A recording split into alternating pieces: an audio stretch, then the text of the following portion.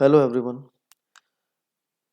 Next video जो हमारी है एक्सरसाइज 1.2 के बेसिक पे हम बात करेंगे। बेसिक क्या है 1.2 का? आई होप 1.1 आपने अच्छे से समझ ली होगी। अगर नहीं समझी है तो डिस्क्रिप्शन बॉक्स में मैंने पूरी प्लेलिस्ट डाली हुई है, आप जाकर देखें, आपको समझ आएगी।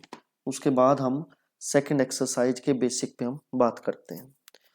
देखिए, बेसिक में 1.2 में जो भी यूज होने वाले कंसेप्ट हैं उसके बारे में हम डिस्कस करेंगे।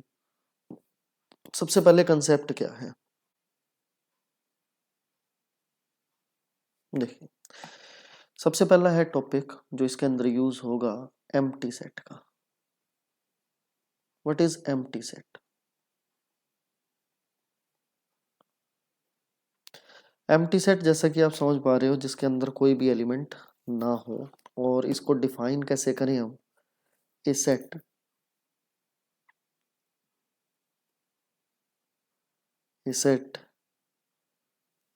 विच does not contain any element, which does not contain any element is called empty set। जिसके अंदर कोई भी एलिमेंट ना हो। ध्यान रखें, एक ही नाम नहीं है इसका, नाम कई है। एम्प्टी सेट भी कह सकते हैं इसको, वॉइड सेट भी कहते हैं इसको, नेम चेंज होकर आ जाता है कई बारी। ठीक है जी। नल सेट भी कहते हैं इसको। ठीक है जी। तो तीन नेम है इसके, void set, empty set, null set. ठीक है। Which does not contain any element is called empty set. इसकी नोटेशन क्या है? नोटेशन जो इसकी रहेगी, इसको हम डिनोट जो करेंगे, फाई से डिनोट करो, या फिर एम्प्टी सेट के लिए हम इस तरीके से भी लिख सकते हैं, मतलब एम्प्टी ब्रैकेट से। ठीक है।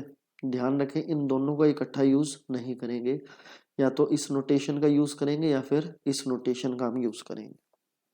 जैसे कि फॉर एग्जांपल अगर ये कहा जाए कि एम्प्टी सेट कैसे होंगे, जैसे मैं एक सेट लेकर चलता हूँ, x such that x is a natural number,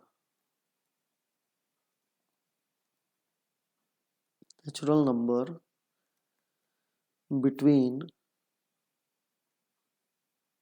between 0 और 1।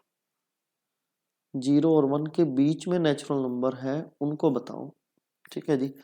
तो ऑब्वियस सी बात है, 0 और 1 के बीच में तो कोई भी नेचुरल नंबर नहीं होता। तो क्या कहेंगे कि ये जो सेट है वो क्या है? एम्प्टी सेट है। मतलब इसमें हम कुछ भी डिफाइन नहीं करेंगे, या फिर इसको ऐसे लिखें, या फिर हम इसको इस तरीके से लिख सकते हैं। ठीक है जी। और भी बहुत सारे एग्जाम्पल हो सकते हैं। ठीक है जी। अगर आप लेकर चलना चाहो, जैसे कि मैं आपके सामने और रखूं example, set of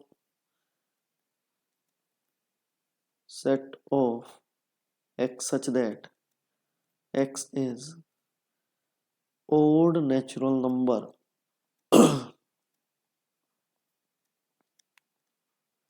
divisible by 2, divisible by 2। ठीक है।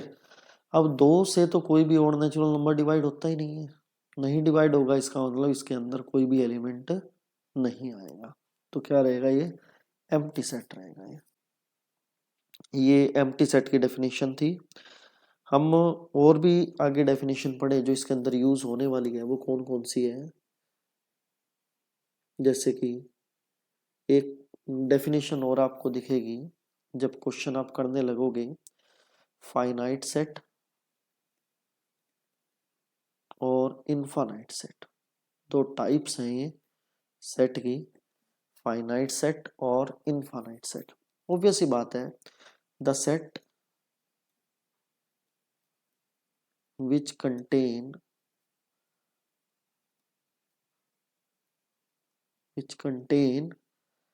Finite number of finite number of elements.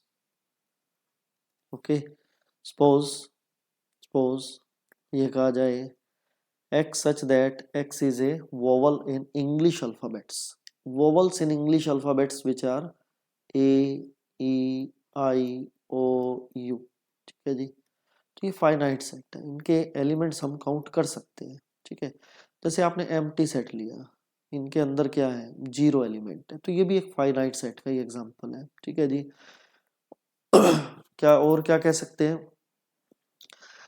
The prime factors which are divisible by which divides 60, जो 60 को डिवाइड करें। ठीक है, तो कौन कौन से होंगे प्राइम फैक्टर्स जो 60 को डिवाइड करेंगे, 2, 3, 5, ये भी क्या है, एक फाइनाइट सेट है। ठीक है, natural number which are less than 10, 1 to 9 लिख सकते हो। Natural number which are less than 99, less than 99 का हो तो 1 to 98 लिख सकते हो।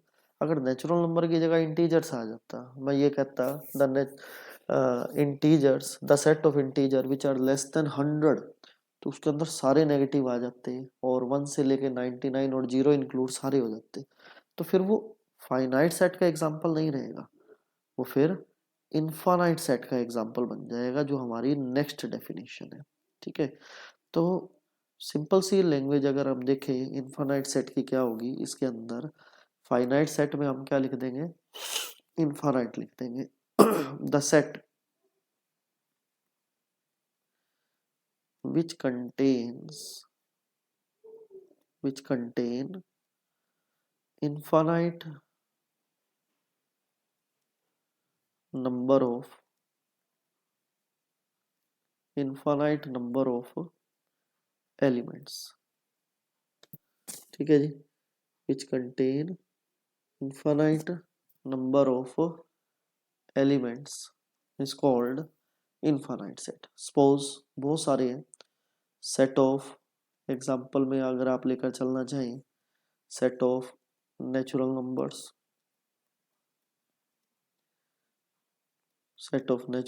which starts from 1, 2, 3, 4. Okay, natural number, set of integers, set of even natural numbers, set of odd natural numbers, set of rational numbers, set of irrational numbers, set of real numbers, they are all are infinite set. Okay, ये सभी क्या है, infinite set है। ठीक है जी, तो ये definitions हैं कुछ यूज होने वाली हैं। एक सेट की एक डेफिनेशन और है जो इसमें यूज होगी, वो भी आपके सामने मैं रख देता हूँ। वो कौन सी है, इक्वल सेट डेफिनेशन है।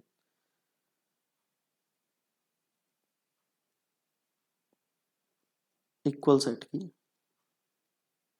जैसा कि नाम से ही आपको पता लग रहा है कि ये क्या होंगे, इक्वल होंगे।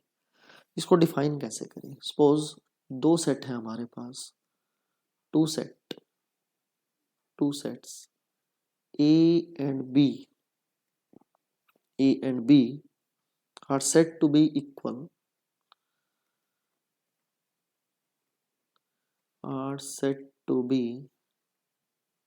equal, if they have exactly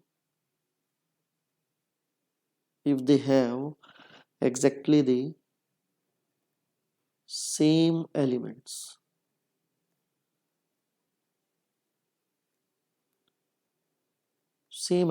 हो, ठीक है।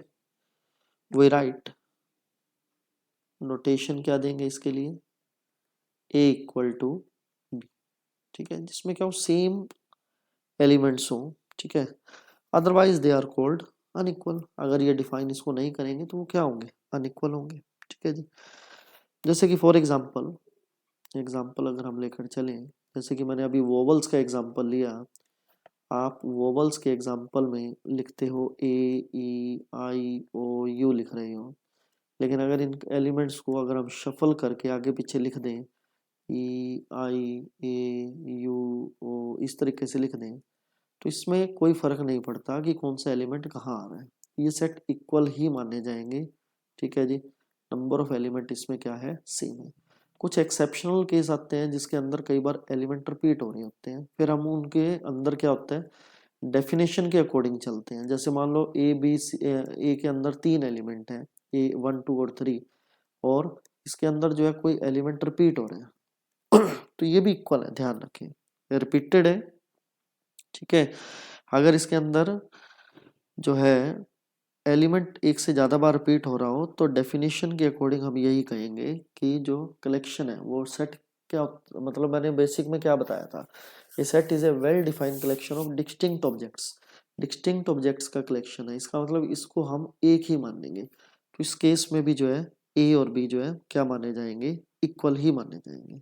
ठीक है, क्योंकि ए के सारे एलिमेंट बी में है और बी के सारे एलिमेंट ए में है। ठीक है, तो रिपीट अगर हो भी रही है तो हम उसको जो है इसके अंदर मायने नहीं देंगे by the definition of set. तो ये क्या कहलाएंगे, इक्वल सेट कहलाएंगे।